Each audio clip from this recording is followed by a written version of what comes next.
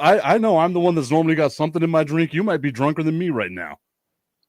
I'm just saying, you're saying it's impossible. It's not.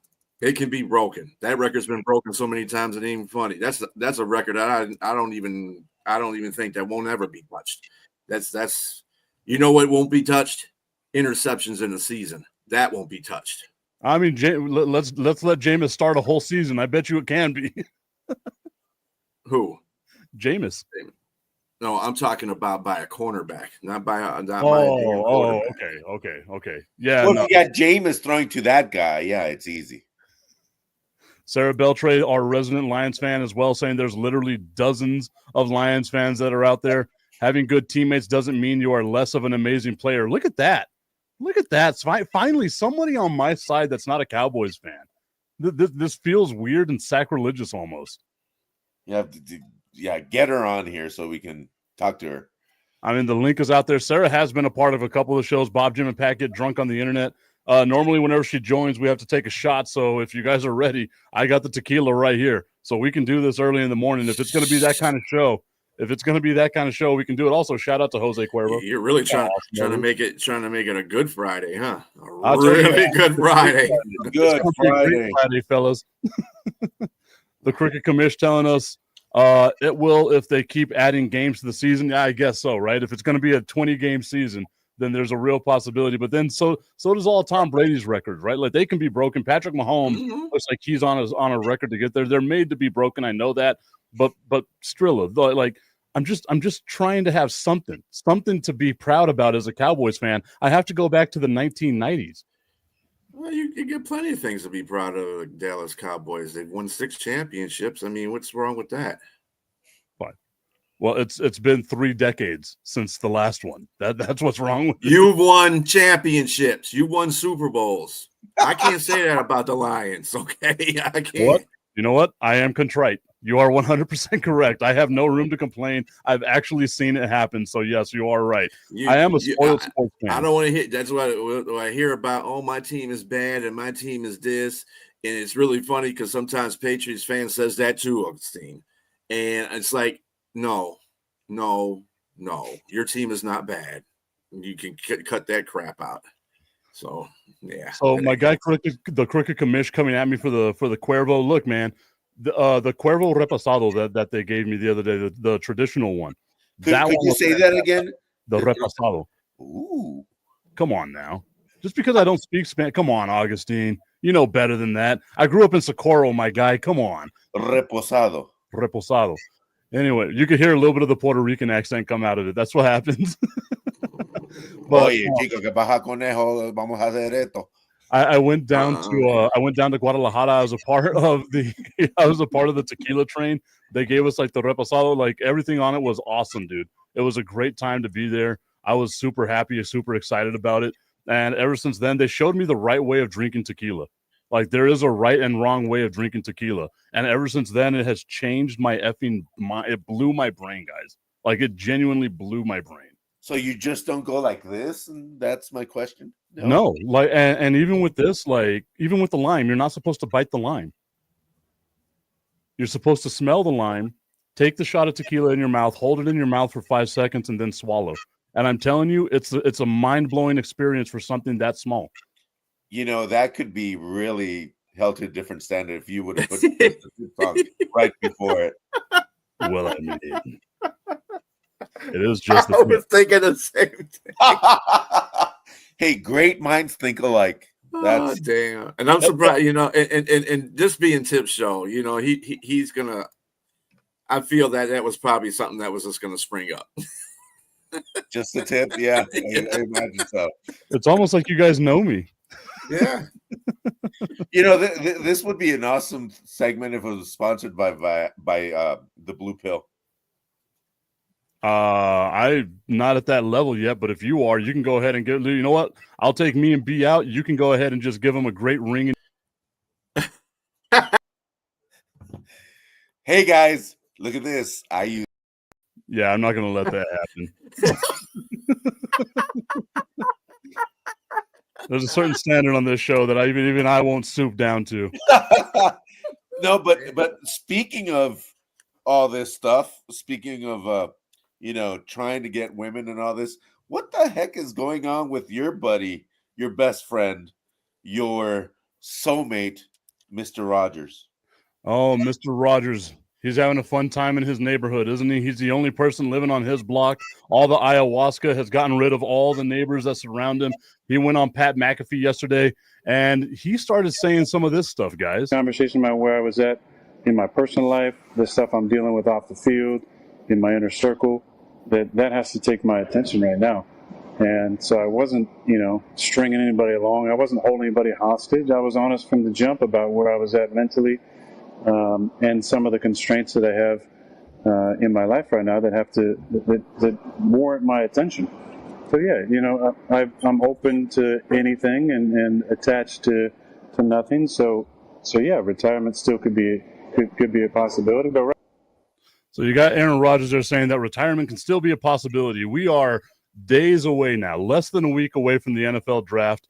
It feels like he was stringing along the Pittsburgh Steelers. Can he just retire and we can be over it? Like, just go right off into the sunset. B, what do you think? Well, I mean, it's funny. He's telling people too. I mean, he's telling everybody that he'd only take $10 million a year. That was one of the things that he said. And the other thing he said, he wasn't holding anybody hostage. He said he feels that these teams can go ahead and do what they want to do, and don't wait for him because he's going to take his time. And I think Pittsburgh is holding themselves hostage at this point because I would have been moved on from that whole situation. Minnesota's not holding them up, and neither are the Giants. So, like I said, he just retire, brother, and just, yeah, there you go. He's on the sauce. Yeah, he's on this show most of the mornings. That's why he's on the sauce. Yeah, but not just on the sauce. I think it's clearly he's so out of touch with reality right now, and where his power stands as quarterback, and he might have an arm, kind of. He might have a brain, kind of, but being a quarterback in the NFL is more than just being the quarterback. It's about being the face of an organization, and I don't think anybody wants that as the face of your organization. I mean, would this be the face of the organization? What organization would this be? That's the question. Viagra. That's called a callback, my guy. Okay, so Aaron Rodgers, again, he's saying, I'm not holding anyone hostage. They can move on anytime they want. I'm still contemplating retirement. It's my personal life, blah, blah, blah, blah, blah. Then he goes on to talk about his exodus from the Jets. And this is what he had to say once again on Pat McAfee. I was kind of shocked. Now, not shocked because I didn't think that was a possibility. Listen, of course, they want to move on. That's totally fine. But shocked because I just flew across country. You could have told me this on the phone. If we weren't even going to have a conversation, and this is verbatim exactly how it happened. So I said, huh? And he goes, we just want to know how you want it released, the messaging. And I said, verbatim, I don't give a shit about the message. And I said, why? And then he said, I don't want to be up in front of the room saying something and have guys looking back at you. Interesting. And I said, what does that even mean? Are you assuming that I would be in the back of the room during a team meeting undermining what you're saying? If there was any quarterback that would undermine what any coach is saying, it would be Aaron Rodgers 100%. But it sounds to me like whenever you have a dirty breakup, right? And you got one side of the story that keeps telling everyone, this is like how we broke up, this, that, and the other. And then you got the other side, which is normally the dude who's like, nah. She didn't break up with me. I broke up with her. And this is how it broke down. And I'm telling you, word for word, exactly what I said to that girl. Aaron Rodgers, we get it, dude. You got left at the altar. You're sad. You're hurting right now. You thought that the Jets were going to be there, genuflecting to you, cowering to you. Aaron Rodgers, please stay with our franchise. They decided not to, and they decided to move on. Augustine, doesn't Aaron Rodgers just sound like he's a hurt ex now? Yeah, he sounds like all my exes. Oh my! I think you sound more like Aaron Rodgers now. What? I told her not to come back. No, but you know the funny thing about Aaron Rodgers isn't this hasn't been a today kind of thing. This has been for the last 5 years. This has been Aaron Rodgers' go-to, you know, for the last 5-6 years. And I don't know what general managers see in Rodgers now that he's at this point of his declining career that could help a franchise. It's just he's not willing to help quarterbacks. That's something he has said publicly. And so what value does it bring to a team? He doesn't bring anything to the table. So GMs out there, stop it. Go get a young stud, go get a young quarterback, and just move on from Aaron Rodgers and Mr. Commish. And I don't mean crooked Commish. I just mean just get your owners and call them and say no more Aaron Rodgers, because it is also bad for the league. He's also bad for the league now. He's at that point where he's poison to the league. The whole thing with Aaron Rodgers talking about how he's ready to, you know, think about retirement. He doesn't like the way that he left the Jets. The main thing that he was talking about, his main complaint was, I flew across the country for you guys to let me go. I'm a firm believer that if Aaron Rodgers had gotten the phone call like he said he wanted, just give me a phone call and let me go, he'd be complaining about that as well. Most definitely. He complains about everything. So, I mean, you know, I think it was a satisfaction. I mean, it probably could have went that way. He's probably right.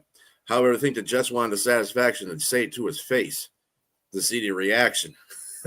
That's what that was. And I think it was really good because Aaron Glenn, you know, he don't play that BS anyway. He's not about that BS. I said, I'm not here for drama. We're here to change the culture of this team. And you're not, yeah, and changing the culture, one is getting rid of you because you're a culture shock. So, yeah, we need to get rid of you, buddy. But how do you change the culture of an organization that still looks at their winning Super Bowl quarterback, which he's the worst quarterback ever to win a Super Bowl? Well, maybe Joe Flacco, but I even forgot his name. That's how bad he is. I think it was the third Super Bowl where the Jets won. Am I correct? Talking about Joe Namath? Joe Namath. Mm-hmm. Joe Namath. Worst quarterback ever to win a Super Bowl. Worst personality, worst human being. And he's still revered as this great one where, honestly, he's not that great, not that good. Simple as that. He's Broadway Joe. You ain't taking that away from him. And New York ain't going to let you take it away from him either. I'm Viagra Augustine. Don't take that away from me either. Well, that's the thing, right? It's like Broadway Joe came out here. He does the guarantee. It's that moment that's going to live in history, right? Like that's what it is that kind of took him from regular dude to icon, at least in that city for the NFL at that early of a time. Going over to the comments section right now, Gary Bryant saying if Aaron Rodgers dropped a feather on the floor in the locker room, he would tear the whole locker room to hell. Buddy is just on one. He's got to go away, bro. Then going on to say, is Aaron Rodgers in the same par as Antonio Brown in terms of being cancer to the team? I would say it's worse because the quarterback is the most important position in sports. You can't have your quarterback just wilding out all the time. You kind of shook your head a little bit on that one. What are your thoughts? I mean, Antonio Brown was special. That's all I got to say about that. I mean, he was you know, looking at it from what you just said, yeah, I think, you know, the quarterback is the leader of the team. So that would probably cause more of a rift than AB riding around without his shirt on, talking about F the world and going out the back of the end zone, where it's funny as a meme for everybody. But at the same time, I mean, AB was just unsettled. He has CTE issues. Aaron Rodgers has mushroom issues. That's all he has. Well, at least Aaron Rodgers doesn't have foot issues. At least I don't think. Augustine has a new nickname now, Blue Chew Agu. I like it. There you go, TC. We can get you a sponsorship with that one right now. So the Cricket Commission saying, did Aaron Rodgers drop the news that he's dealing with family stuff? If so, he may want to move on because of that. And this is what Aaron Rodgers had to say about the family stuff. My personal life is my personal life, and I don't need to dive into there's a sensitivity around some of the stuff that's going on for sure, and it's very important to me. Yeah, I mean, there's a lot of silly narratives out there. I'm sure people are assuming I've been sitting in a hole in the ground contemplating, or maybe down doing ayahuasca somewhere. I actually haven't done any of that. I don't believe a damn word that Aaron Rodgers hasn't done any ayahuasca. The hell is that thing in the middle of your forehead, buddy? Yeah. Fine ass. You can see the dent of where his brain is shrinking in his forehead. I don't know if you saw the video, Augustine. He has a weird dent right here in the middle of his head. It's insane. That's not my fault. Just don't. Why are you calling him a Mexican? Why you think we're bringing up drugs to him or something? Come on, Tip. I mean, ayahuasca is not a drug. It's a legalized drink. It's just a hallucinogenic. So, I mean, I'm down to try it. If y'all want to come with me to Arizona sometime, like I found a place in Arizona. Me and my dude Danny Luke, we're gonna go hang out in Arizona. Do ayahuasca. So, if you guys want to join your boy, I am more than we can have ourselves a life-changing experience. Just promise me you won't go off the deep end like Aaron Rodgers. I won't make that promise because I'm already kind of at the edge of the deep end anyway. So I need to be able to get a promise from you guys not to join me if I fall off. I'll run. I'll join you. That was the most reluctant. Yeah, I'll be there. He was like, okay, fine. Our guy Tommy Cananza saying, shit, let's do a tip, and then saying that he's on that shit right now. Antonio Brown or Aaron Rodgers might have CTE. We don't know. I don't think there's a might. I think it's there. And if you're going to take hallucinogenics, it's probably going to speed the process up a little bit, right? The Cricket Commission saying that he's in Arizona, so let me know whenever you come. Look at that, guys. We got a place to stay and just tear it. Go. There you go. Wait. I got a question for the Cricket Commission. He's in Arizona, right? Why is he a Cowboy fan? He's a Bears fan. He's a Bears fan. Even worse. Why is he a Bears fan? Some people are just. He said it. I didn't. Yeah, I was about to say, I'm surprised the Lions fan didn't say that. Like it came from the catching strays from a Patriots fan. Yeah, I've been a Patriot fan since '84. It's like I've been a Patriots fan since Tom Brady's last Super Bowl win. That was in Tampa Bay, just so you know. I mean, come on now. Come on. This guy doesn't get the show. But you know what he can get? Uh-oh, here we go. Just the tip. I just want to put the tip in. It's time for Just the Tip. That would make me uncomfortable. Promise that it ain't too much, but just enough. Just a tip. Just a tip. Just the tip. Just the tip. It's time for Just the Tip.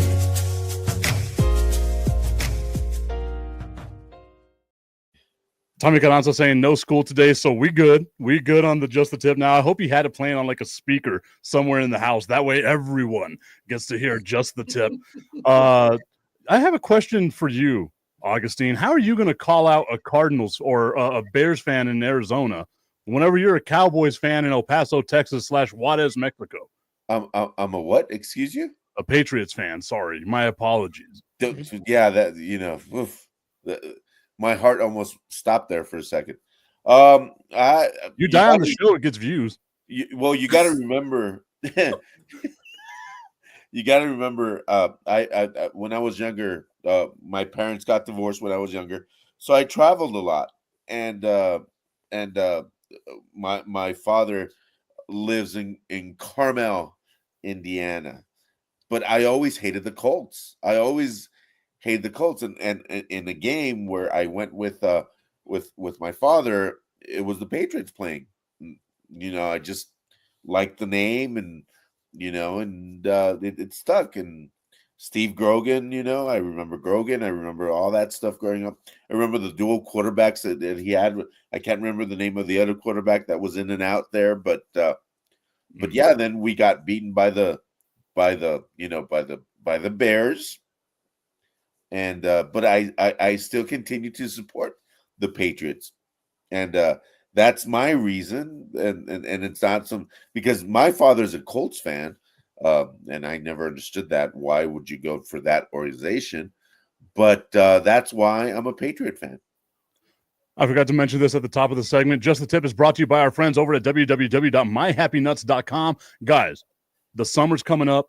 You don't want to be all swampy down there. You can already feel you're getting that duck butter. You don't want none of that nonsense going on. Eliminate the irritation, eliminate the discomfort, all the unpleasant smells, and have long-lasting results. Use promo code Mike Tipton at checkout for all of your male grooming needs. I've even got the Balber, making sure everything is nice and trimmed in certain areas because you want to make sure you're looking your absolute best all the time. www.myhappynuts.com/Mike Tipton. Use that promo code Mike Tipton to check out. Save on all of your male grooming needs. I see the smile on BSTRILLA. I know he's going to that website soon. Hey, I'm a clean guy, and I don't really have those problems. So we're cutting that. We're saving that for Don Staley. We're sending it out there. We're putting it into the universe, baby. Now, how would that sound in Spanish? Mis huevos limpios. There you go. I like that. Mis huevos limpios. I like it, brother. I think I'm gonna have to find a way to do a Happy Nuts commercial in Spanish now. For real on that one. Do that. Yeah. In Spanish. Hell yeah. Mis nueces feliz? Like what would we call it? Mis nueces felices. We're a multicultural show here on the Tipping Point with Mike Tipton. Tommy Cananza saying you don't even know who your quarterback is. Augustine, don't lie. I don't because it's been a quarterback carousel from Jones, which I thought Jones was going to be the guy. Then we have all these quarterbacks coming in and out. So until there's the Patriots are going to be better when there's consistency at the head coaching spot. Simple as that. When somebody's giving the power that Belichick had at New England, then we'll see. Because no coach has power at Dallas. Oh, we know where the power there lands. Yeah, I mean, no coach has power in any sport. If we're being honest. Well, yeah, they do. No, they don't. They can be replaced at any point in time. Doesn't matter how good your season is. At the same time, they have that good season. At least if you're in the NBA. I was about to say, you got Mike Budenholzer, who signs a 5-year, $50 million contract, gets fired after year one, and then gets to make $40 million just sitting at home now. Nice. Mm-hmm. I need that kind of job. Someone hire me for $50 million and fire me just right after a year. I'm good with it. I'm fine with it, guys. I've been fired before. Happy Nuts do that for Tipton. Yes. I can be a shitty NBA coach. You talking about that? Come on now. I know that's right. I can get a team to at least 18 wins. I think I can do that. Right. The cricket commish saying that his dad is from Chicago, so growing up, it was watching a bunch of Chicago games. It rubbed off on him. Plus, Arizona didn't have a baseball team until the late 90s. By that time, I was already cheering for the Cubs. Now, the funny thing about this is I get this all the time, right? Because I'm a Cowboys fan, I'm a Spurs fan, and then you get the Yankees. Just randomly out of nowhere, people are like, why are you a Yankees fan? Because growing up, they didn't show a lot of, we didn't blackout restrictions, didn't get the Texas Rangers, didn't get the Houston Astros on TV here in El Paso. And we did. No, we did. Don't lie. No, we did. MLB blackout restrictions, you can't even watch those games now. Yes, you can. Have you ever heard of Imagen Televisión? Oh, come on now, guys. No. Channel 8.1 or 8.2. You're talking about an HD channel. HD channels didn't even come along until 09. No, I'm talking. I can't remember the channel before, but it was like channel 20 something that showed different baseball games every single day from Ciudad Juárez. Okay, my apologies. I didn't know that. I wasn't going out seeking Spanish television as a kid. You saw, Sábado Gigante. Don't lie. I did see Sábado Gigante, and you know what? I have to take it back because I watched a lot of old WCW. Like, they would replay WCW Spanish. Monday Nitro in Spanish, and you would get, like, the announcer, and he would be like, Ric Flair. It was so great. No, you didn't say it right. Y ahí viene Ric Flair. Y Okay, viene el Ultimate Warrior. So I didn't know that, Augustine. My apologies, but I didn't get a whole bunch of like exposure to a bunch of different teams. It was either the Dodgers or the Yankees because that's what they were showing at the time. One of the first baseball games I saw was Jim Abbott with one hand throwing no-hitter, and I became a Yankees fan that day. Then I found out they had a big fat lefty. I'm a big fat lefty, and I fell in love with that team. Bartolo Colon. He was right-handed, and we never disparaged Big Sexy. I'm just asking, but I'm just saying that, people here at the border, everybody within the United States or within Mexico complain about the amount of channels. If you think about the amount of channels, public channels, El Paso and Ciudad Juarez we have about 53 free channels right now. And back in the day, it was about 20. It was like having cable with no cable. See, I didn't know that. We didn't You're really from have. Socorro, you should know that. Well, no, see, that's the thing, right? Like, I think I've said this before, but I'll say it again. I don't want to be boring with my life stories here. But, like, we grew up, we didn't have a TV. The only TV that I got was from whenever I was with my parents. We were working with mobile homes. We'd have to go repossess a mobile home. There was a little radio that had a TV in it, and the screen was, like, maybe 4 inches big, right? Black and white. I found that it wasn't working. I helped like fix it. My dad helped me get it ready to work, and that was my TV. So I had to have like the little the bunny ears trying to find some stuff, and the only channels I knew was like channel 3, channel 6, channel 9, and I think 14 was KFOX at the time, right? Like those channels were the only ones that I knew. And KFOX showed like tennis, they showed baseball, and that's how I started watching sports, was on a little TV about yay big. That's why I don't watch movies. I've never seen Star Wars, any of that stuff. It's because we didn't have TV growing up. Sad. I grew up, dude, I'm telling you, I'm the youngest of 11. I grew up on a farm, and we had to move mobile homes and stuff like that. Come on now. That is the saddest story I've ever heard. Some people would say it's a story of tremendous success. You're now in a podcast. See, you got border stories. I got border stories too, because I'm on the border of Canada, so we get Canadian stations. Exactly. Are you up there on Detroit? Is that where you're from? Mhm. Is Detroit? Mm-hmm. And he speaks French. C'est la vie. Yeah, okay. Hey, this is we should put a different Beyond name. borders. No. We should be the USMCA. Tipping the borders. Tipping the borders. Tipping the borders. I'm Be careful arrested. because who's the guy from Ontario that's trying to take away all the power from Detroit and all that? You mean from the United States in general? The Yeah. premier? Yeah. Yeah, he's a premier. He's the Canadian premier. That's what he is. Yeah. He's saying we're not going to get any power to the U.S. now. I'm like, okay. He said, "F your tariffs." Yeah, exactly. F your tariffs. There's a lot of places that are saying that. Mhm. Especially the Penguins. I stand with the Penguins. We resist. That one island with 58 penguins. Oh, man. Destiny would love that island. Okay, so going over to the comment section, Gary Bryan saying Doug Flutie was the other running quarterback besides Grogan. Tommy Cananta saying, I know every single player in my team's roster, top to bottom, just saying, even I don't know that. So that's a different level of just psychotic that I think someone has. I do like, though, going in my Rolodex of Dallas Cowboys quarterbacks, bridging the gap between Troy Aikman and Tony Romo, because there's a long list of just dog shit quarterbacks that were there for the Dallas Cowboys. Vinny Testaverde, old Vinny Testaverde, Ryan Leaf was a part of that. Clint Storner is in that conversation. Quincy Carter was in that conversation. One of my saddest stories, being like my very first thing doing in sports, is I was working with a semi-professional football league here in El Paso, and Quincy Carter was the quarterback of one of the teams from Amarillo. So he went from being the starting quarterback of the Dallas Cowboys to like the third quarterback on a roster for a semi-professional football team out of Amarillo, Texas. You had Drew Henson too. Oh man, I loved me some Drew Henson. I was talking about Drew Henson the other day with a couple of people. I really thought he was going to be like a Deion Sanders type player where he's playing third base for the Yankees, flying in to be a quarterback for the Dallas Cowboys. It was going to be fantastic. Yeah.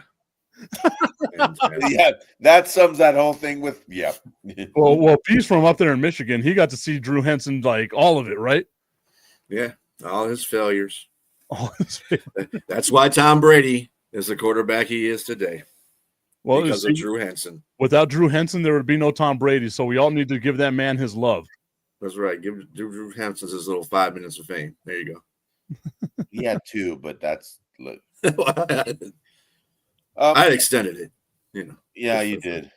And we gotta ask a question because we're at where we're at. B, we have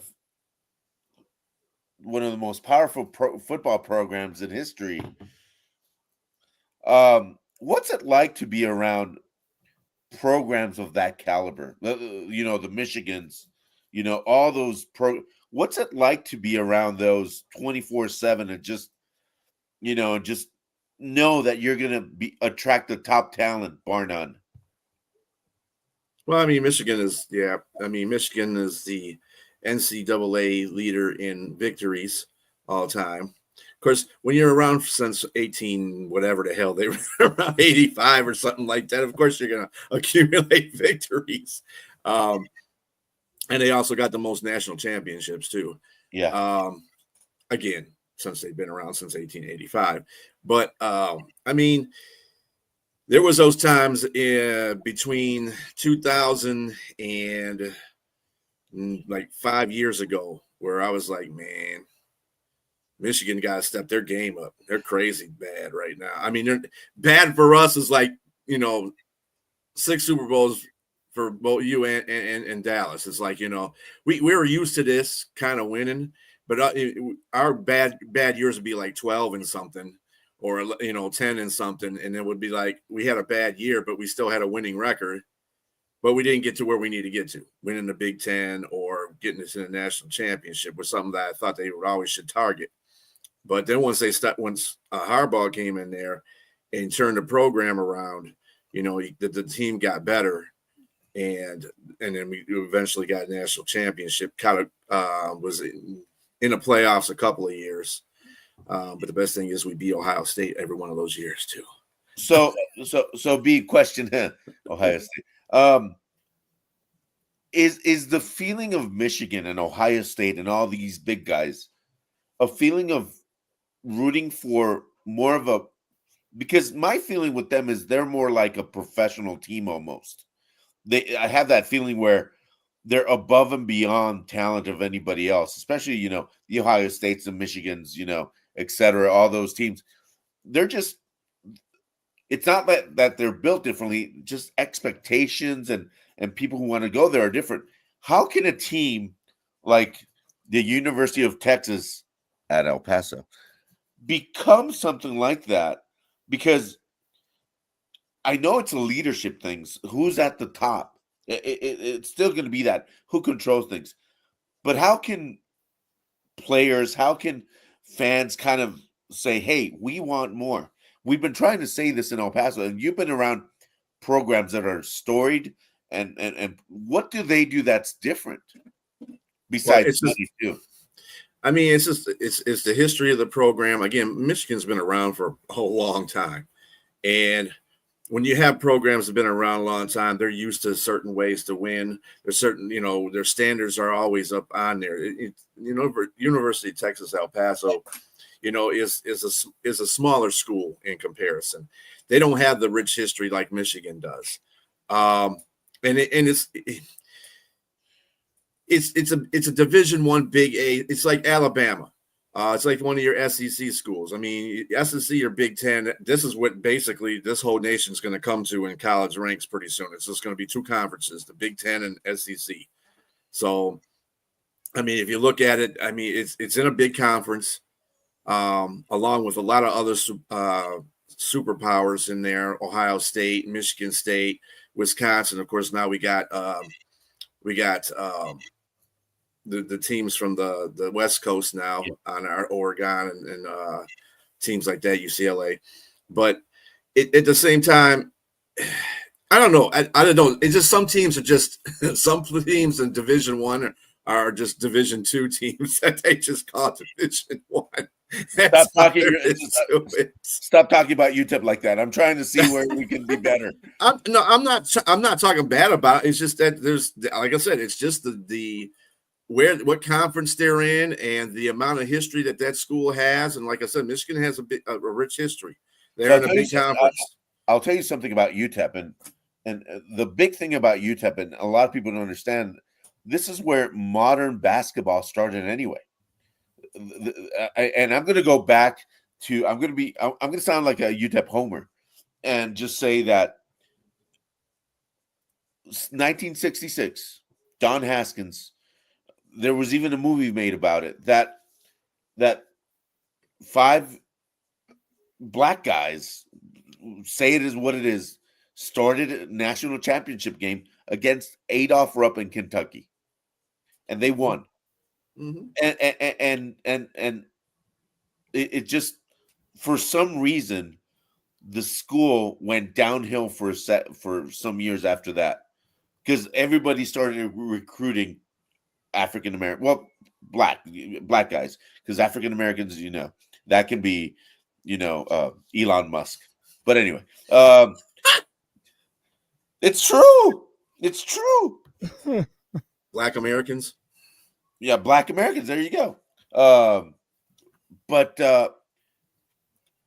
if people actually knew the history, at least in basketball, what UTEP meant to the whole ecosystem of basketball, won't you think more kids would want to come to where it all started?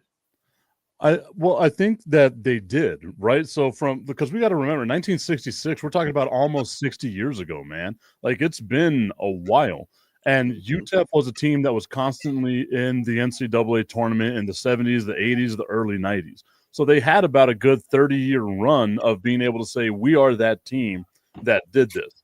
The thing is that they rested on those laurels and they didn't really do anything else. I've said it a bunch of times, right? Like, one of the people that I ran into at ESPN, a certified 7-footer, right, telling me that the 2 schools he was going to choose from was the University of Texas at El Paso and UCLA. And whenever he flew into El Paso to the University of Texas at El Paso, nobody picked him up at the GD airport. So he had to call his mom and say, hey, let's move this flight so I can go to UCLA now, because I've been waiting here a couple of hours and no one came and picked me up.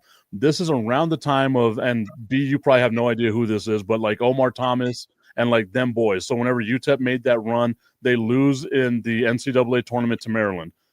Everything changes whenever you have a dude that's a certified 7-footer that's on that team.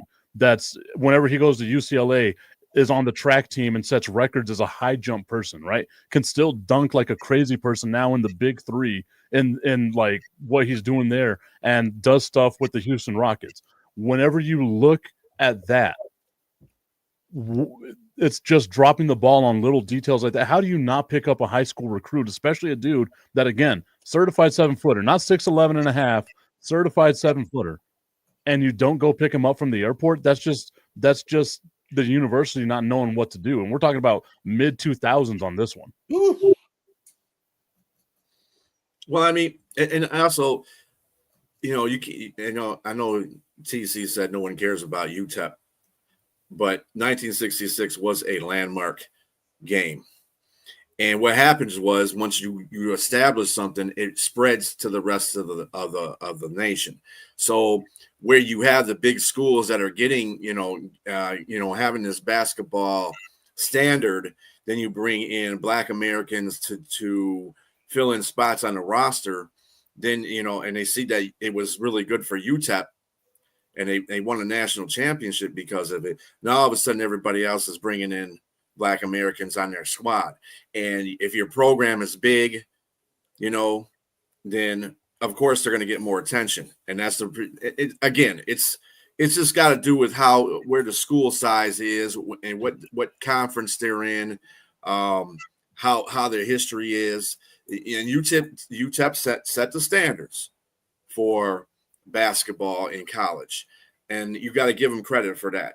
So don't say UTEP isn't, is not something you should be forgetting. You shouldn't forget UTEP. They did something that revolutionized college basketball and in turn revolutionized the NBA. So, I mean, again, like Tip said, it's all about what the school does. Doesn't make a difference what accolade the player is. If you're coming into UTEP and nobody picks you up from the airport and you're lauded, then there's a problem. And of course he's going to go to UCLA because they're going to treat him like he was supposed to be treated as a college recruit. Well, I mean, And Tip said it just about right there. And I think that it has a lot to do with like you can write history all you want, right? Like UTEP will always be the first team in Texas that won a national championship. They'll be the team that has, the history, the movie made after them, all of that good stuff, right? But if you're a college recruit now, that doesn't matter to you, right? What matters to you is what's happening all around you. Whenever you're a college basketball recruit in Texas, are you going to choose El Paso over Houston, Dallas, San Antonio, Austin? And the answer to that is going to be no. And I love the city of El Paso, but it doesn't have what all those other cities have. And now you're competing against Miami, LA, Vegas, like all these other cities that are out there that have so much more to offer in terms of just life outside of school. And we have to look at it from that business standpoint now, right? Like it's not, we're just going to go to school and get an education. It's, I want to go to school. I want to go to a place where I can make a lot of money and I want to have a good ass time because that's what it's changed down to now, right? Yep. El Paso is a fun place if you know what to do here in El Paso. But if you don't know what to do, you're going to start looking stuff up. And if you're a high school kid and you're comparing El Paso to Austin, that's an easy decision. If you're a high school kid and you're comparing El Paso to Miami, and I'll say this. One of the things that I did, because I used to work for the biggest dark side ever. I used to work government B. I used to be the business development guy for the region. But I was the business development guy for the city of Juarez. But I always understood that I cannot just sell Juarez. I need to sell Juarez, El Paso, Las Cruces has an ecosystem. And that, I think, is something that's missing today with a lot of schools on borders. That it's not just their little city. We have so many things in El Paso. A lot of people don't understand all the history just in El Paso. And when you combine the history of or what to do in the city of Juarez, which is if you fly into El Paso and Juarez, you would never know it's two cities because they're connected. And then you have Santa Teresa, connected to these two as well. We have this entire ecosystem which you can sell to kids, but for some reason, and I've heard this from a couple of recruits, that they only sold El Paso,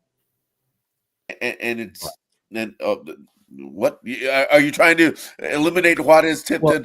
Well, what I was going to do is say I'm tired of the El Paso infomercial that we're doing right now. We're trying to bring travel to El Paso is what it feels like. Augustine's trying to sell the entire border to everyone right now. But the reason why is because for a long time, and even now, right, like it's so hard for people to want to travel over to Juarez, not just because of what happened in the past, but because of how long it takes to get over. If you don't have the express to get over here, it could take hours at times to cross. It does not take hours. That's been it. If you don't have the express in, it takes you at the most 35 minutes. Whenever it takes you that long time, it's when it's a holiday or something. But regular time, it takes you 35 minutes at the most to cross the border. Going over to the comment section, Gary Bryant saying, at Augustine, let me give you an example. North Carolina has a rich history in hoops, but the kids don't know or care about that said history. They weren't born during the Jordan, Dean Smith, Roy Williams years. And Gary, whose fault is that? That's the university's fault for not saying, hey, Gary Williams, this Michael Jordan came here. And, the thing that's different, though, now is the NIL. Yep. And the NIL is about the money. So really nobody's history in college hoops matters. It's whoever's going to pay that player to be there. So this is where it gives UTEP an equal opportunity, because if they would play the players that come there to play and they are successful through the through the NCAA tournament, for instance, then they'll have more people come there. More players will come there because they say, well, they're paying their players to come there to win. And that's what we're trying to do. And then that way, winning does everything for your program. And I've said it a bunch of times too, right? Like I'm in the camp of cheat.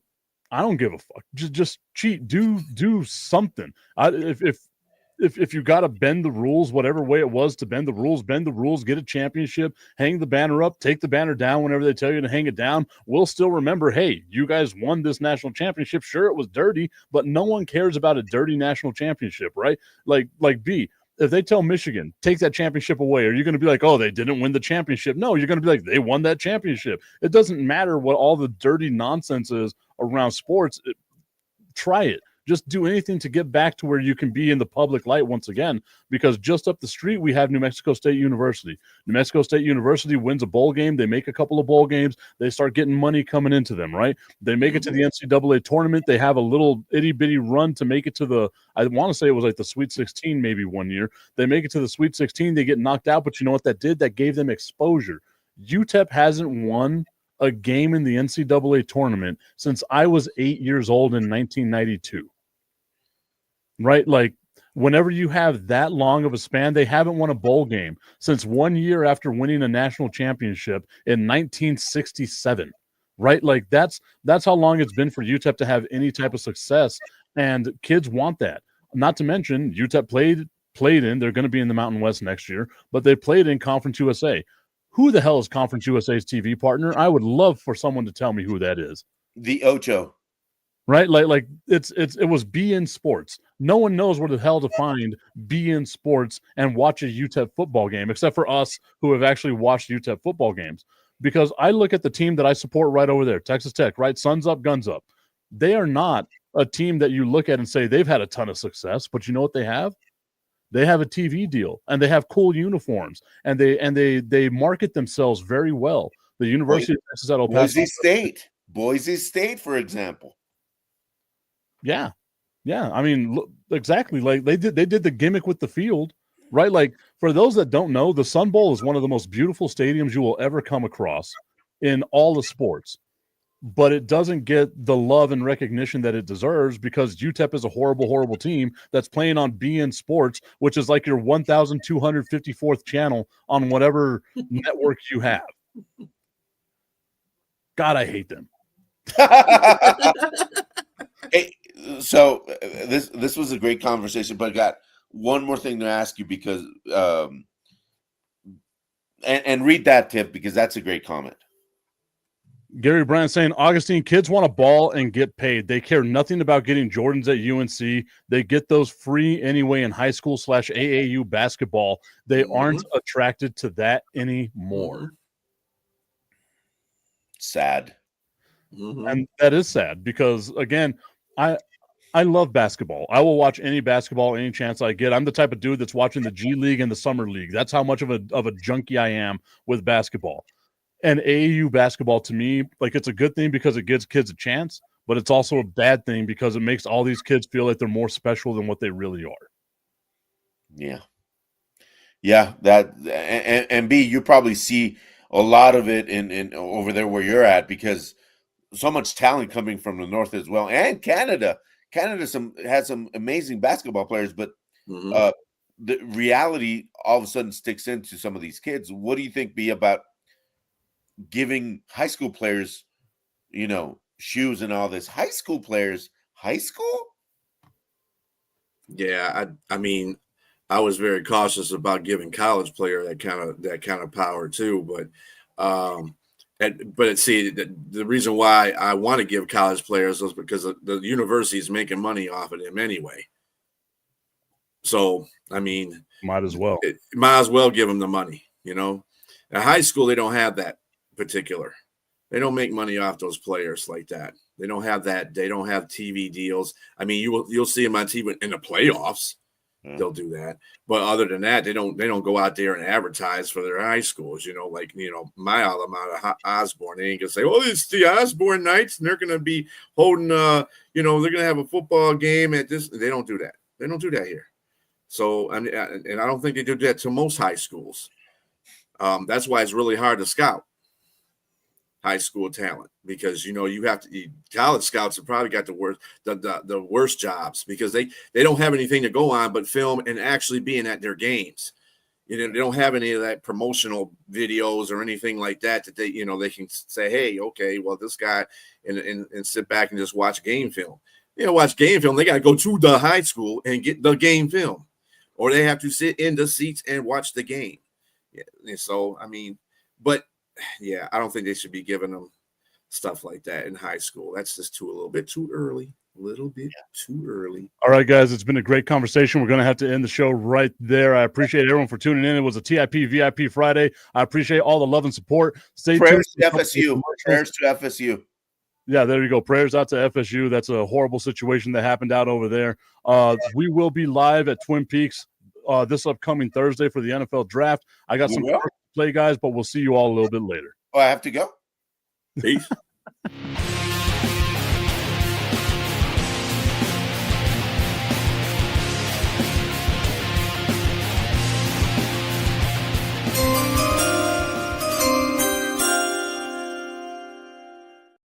You all know there are hundreds of betting sites out there, but don't be fooled. Some sites are legal in some states only. Some sites pay in Bitcoin, and some sites have even been hacked. However, BetUS has been in business for over 30 years. They have future bets that are paying out in the thousands, and there's still time for you to bet on the Super Bowl, the National Championship, and even the NBA Championship. Just use the QR code right here, and it'll take you to the BetUS site. BetUS. Check it out and bet responsibly.